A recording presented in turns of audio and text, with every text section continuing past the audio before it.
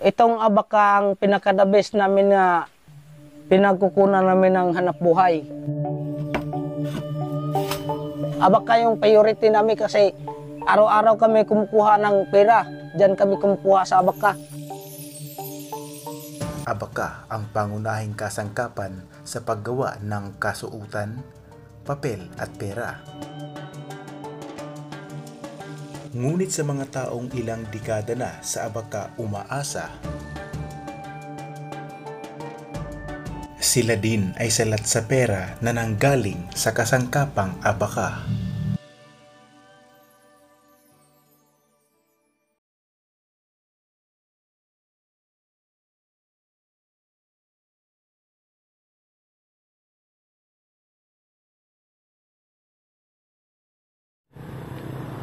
Sa isang tahimik na barangay ng Pulahongon, sakop ng Mahaplag, Leyte, nabalitaan ko na dito masigla ang pamumuhay tungkol sa ngalan ng abaka. At sa barangay na ito, nakilala ko ang isang taong mahigit 3 dekada ng abaka ang kaniyang pamumuhay.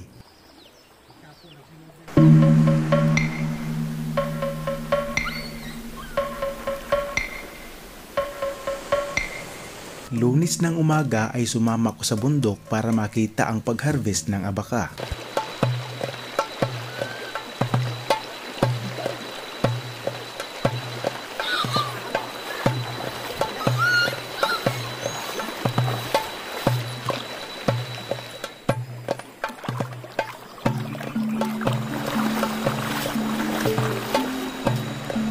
Mula sa barangay Pinamunuan, naglakad kami ng mahigit 1 oras para makarating sa bukid kung saan naroon ang maraming abaka.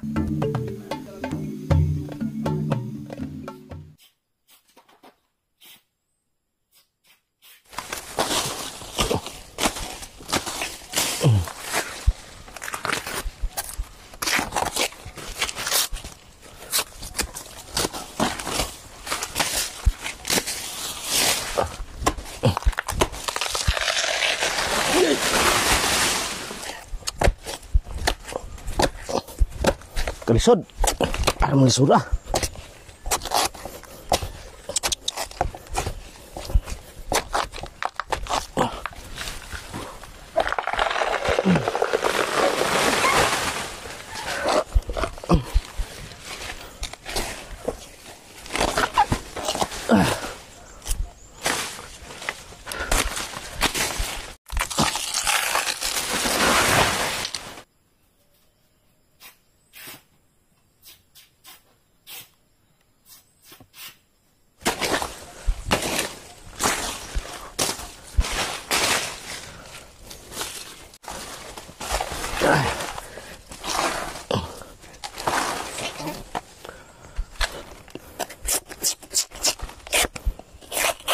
Tuksi ang kanilang tawag kung saan tinatanggal ang manipis na parte ng balat ng abaka.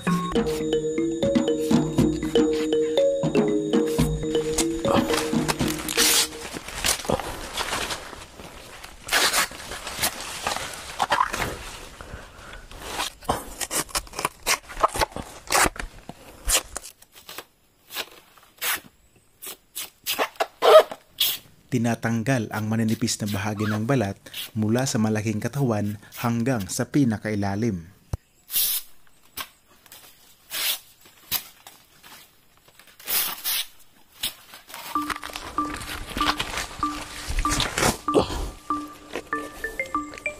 Sa pobre in town.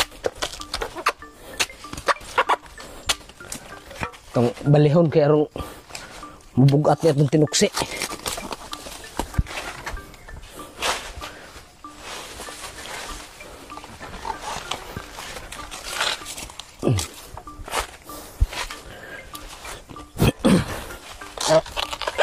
Bakit binaliktad?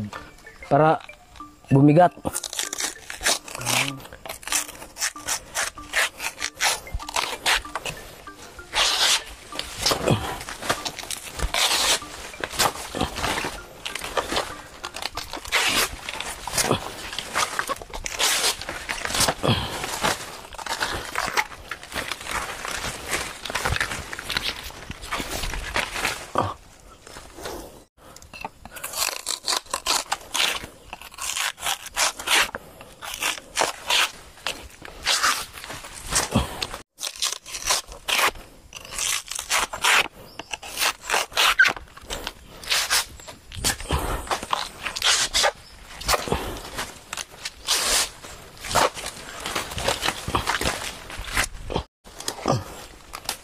Okay.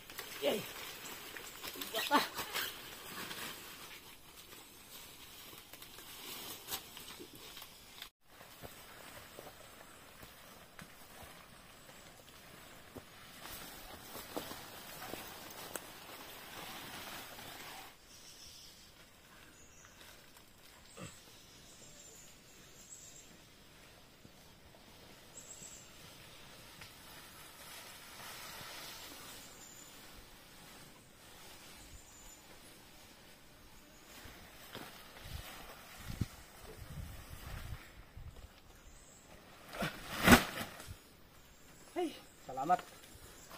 Betul yun.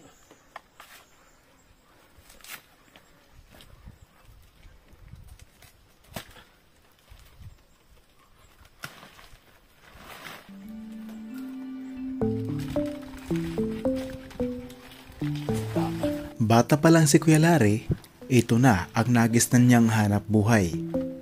Ito raw kasi ay natutunan niya mula sa kanyang mga magulang. Natututo ako sa ama ko. Yun ang nag-umpisa na ganito na rin yung hanap buhay nila, kaya sinusunod lang namin kung anong naumpisahan nila hanggang ngayon. Pinatuloy namin. Matapos mailagay ang tinuksing balat ng abaka, hindi na nagpahinga si Kuya Larry. Matapos makapagbihis, diretso agad ito sa ikalawang proseso. Bira kung tawagin sa kanila. Ang susunod na proseso ay kombinasyon na ng malakas na pangangatawan at ang lakas ng kamay. Kini nga trabaho 8 anyos pa ko nag sugod og trabaho aning tuksi. Gamit ang isang bakal na hugis suklay kung saan ito ay mayroong maliliit na parang ngipin, dito pinoproseso ang abaka para makuha ang kaniyang fiber.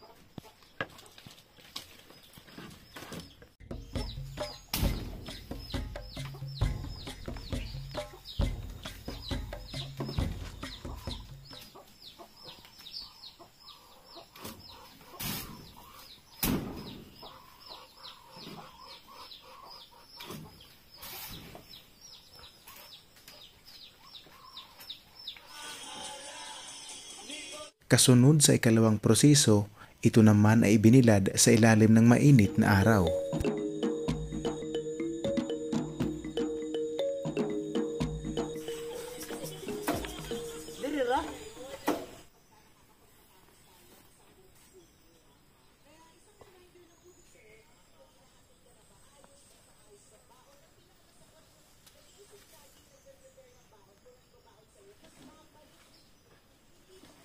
Yung price pa noon, yung naalala ko, 12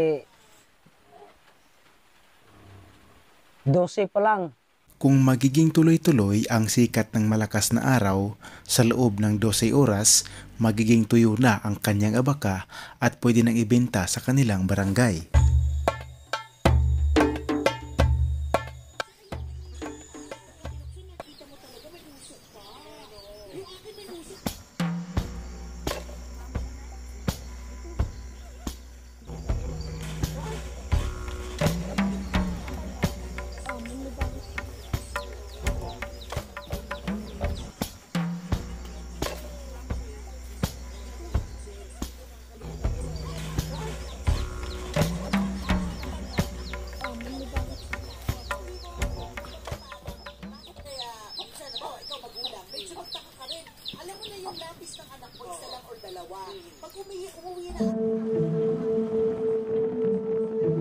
Mula noon, hindi ba nagkaroon ng problema o sakit yung mga abaka nyo dito?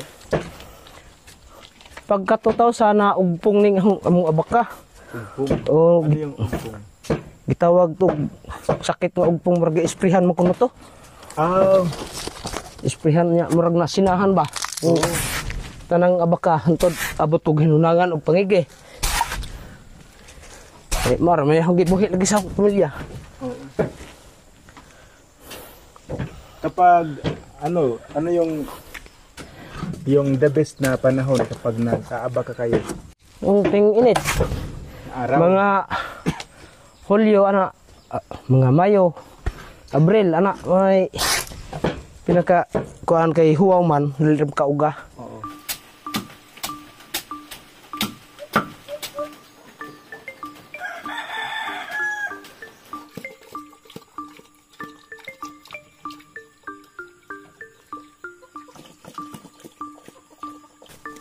Mula Lunes hanggang Huwebes, nagtuloy-tuloy ang trabaho ni Kuya Larry.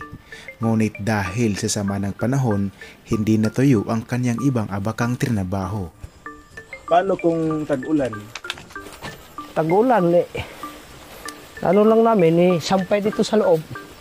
Ah, nakakapagbenta rin kayo? Oh, pero kunti lang pag isang balot lang.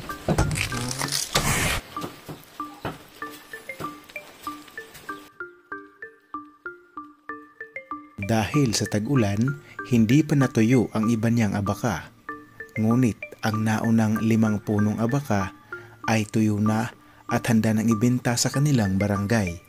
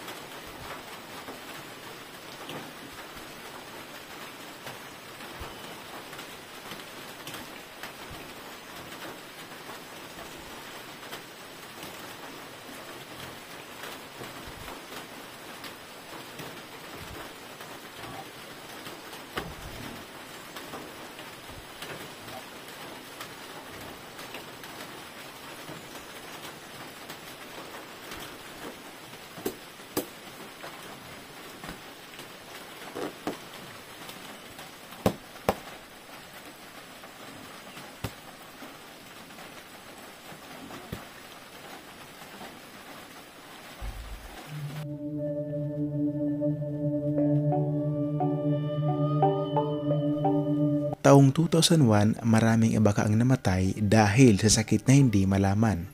Sa kagustuhang hindi maputol ang ipinamanang kaalaman mula sa kanilang kanununuan, nagtanim sila ng panibagong abaka. Kaya yung ginagawa namin, palagi kaming nagtatanim para hindi maubos yung abaka namin. Kasi ito yung pinangkunan namin ng hanap buhay para kumita kami ng pera at saka makabili kami ng bigas.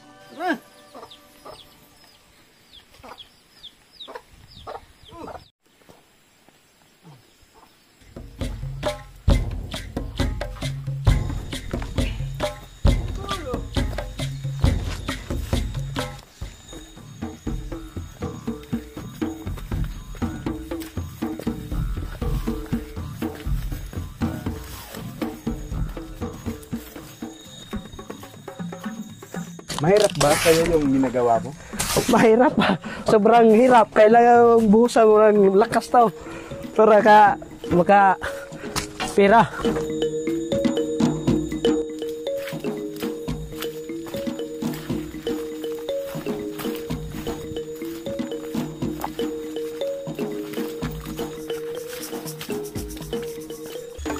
Gaano kahalaga sa'yo yung abaka? Sobrang pinagmalaki ko tong abakan na to.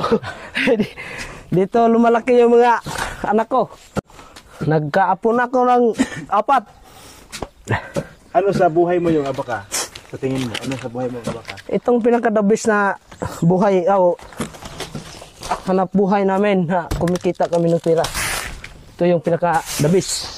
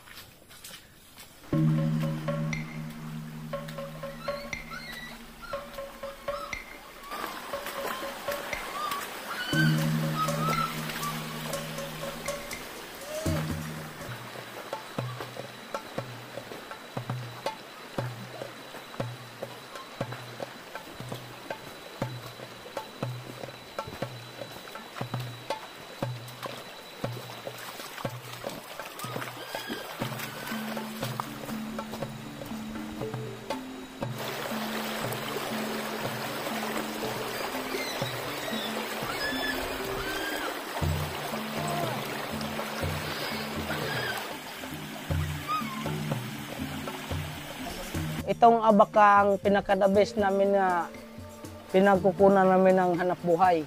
Abaka yung priority namin kasi araw-araw kami kumukuha ng pera. Diyan kami kumukuha sa abaka. Tibak ugra gani.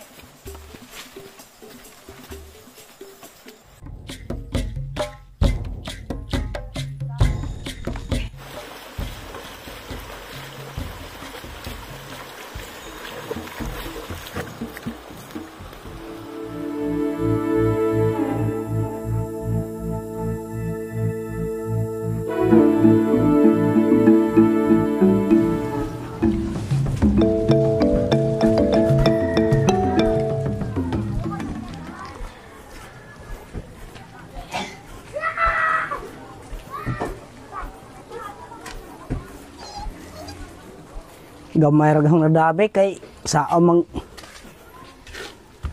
palaging ulan. Isi.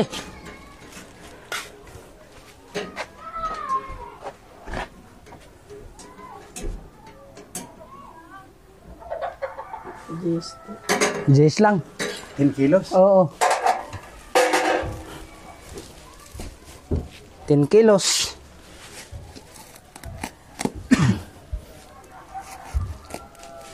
Ito lang inabot sa isang bangan.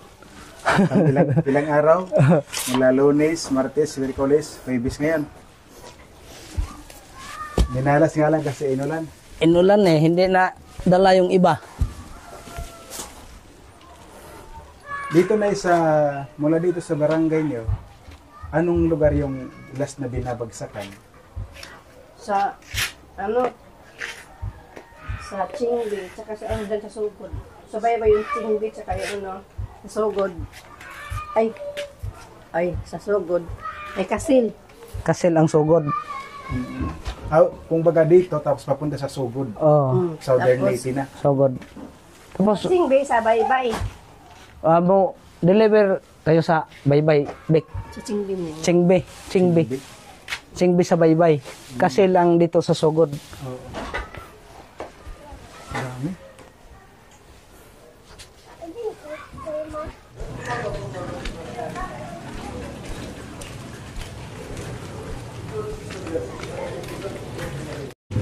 Hintay-hintay muna tayo saglit.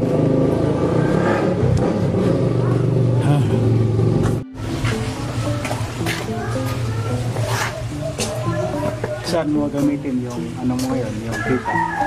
Ano yung gagamitin mo? Pangbili na naman ng bugas at saka ulam. Pang ilang araw yun?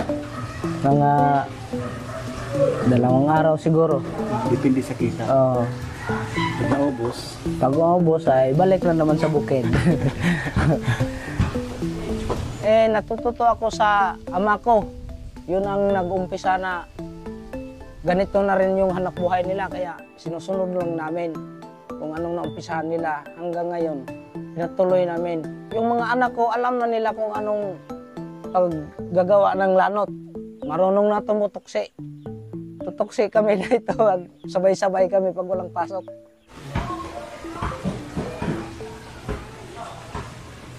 $10 presyo, 52. Ano pa kung nalilibre? Kulang pa man.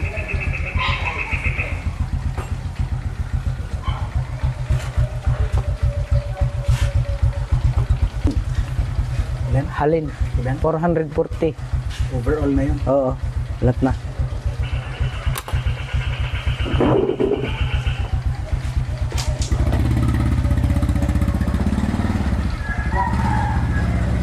Pang isang araw lang pala.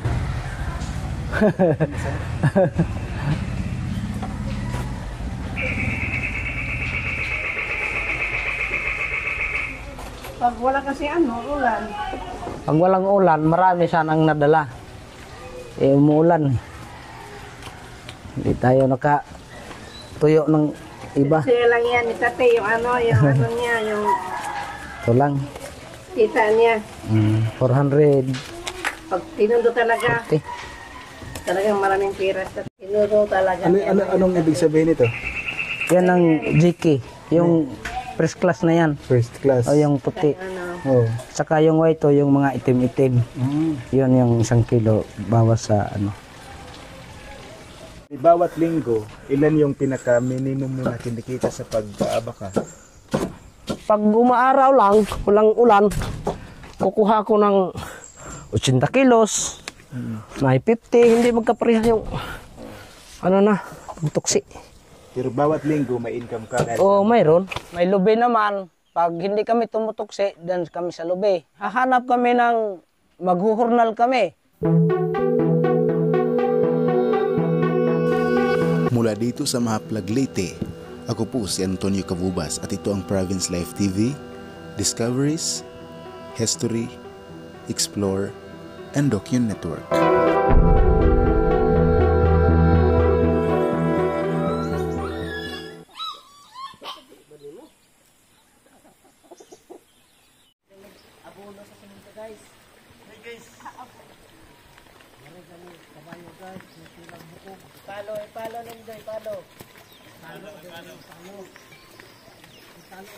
oh, inera guys.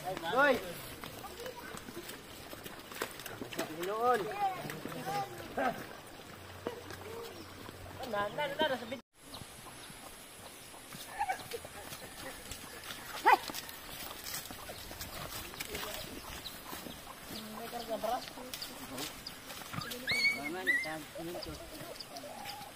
Hey.